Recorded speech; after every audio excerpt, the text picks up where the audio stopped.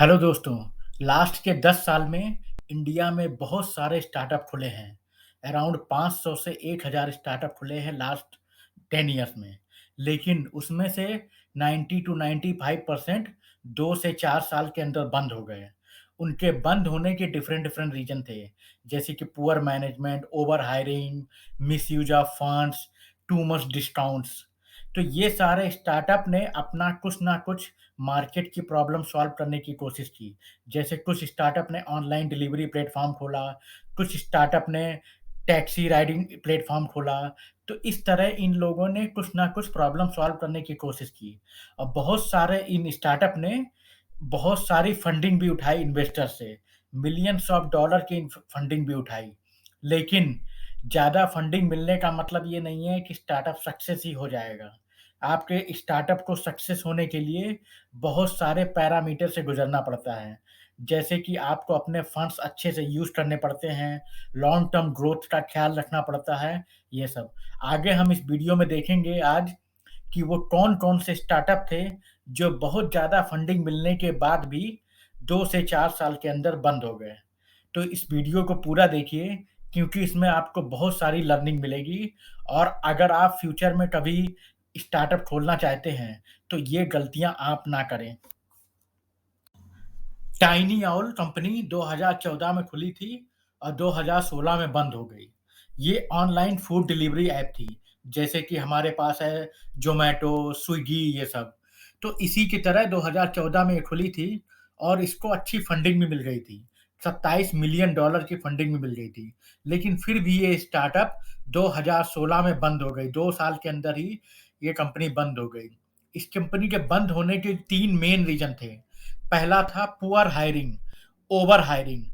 इस कंपनी को चलाने वाले जो फाउंडर थे, वो बहुत ही कम एज के थे, तो उनको कंपनी चलाने का कोई एक्सपीरियंस नहीं था।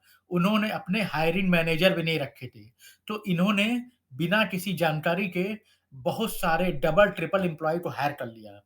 एक रिपोर्ट के अनुसार 2015 में इन्होंने 1000 एम्प्लॉयी को हायर कर लिया था, जबकि इसके आधे की भी ज़रूरत नहीं थी।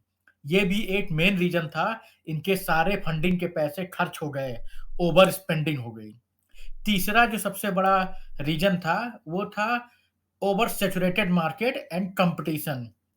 एक्चुअली जब ये कंपनी खुली थी, तब तक around 50 to 100 already Zomato, Swiggy ये सब खुल चुकी थी और उन कंपनी के पास बहुत हाई स्केल पर फंडिंग भी थी, जिसका कॉम्पिटिशन ये लोग नहीं झेल पाए और फाइनली इस कंपनी को बंद करना पड़ा।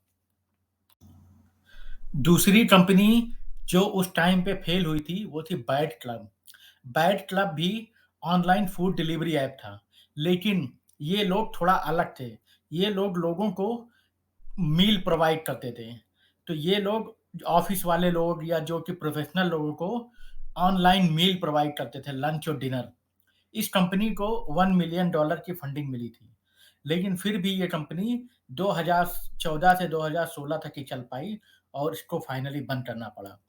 इसके बंद होने के 3 मेन रीज़न थे।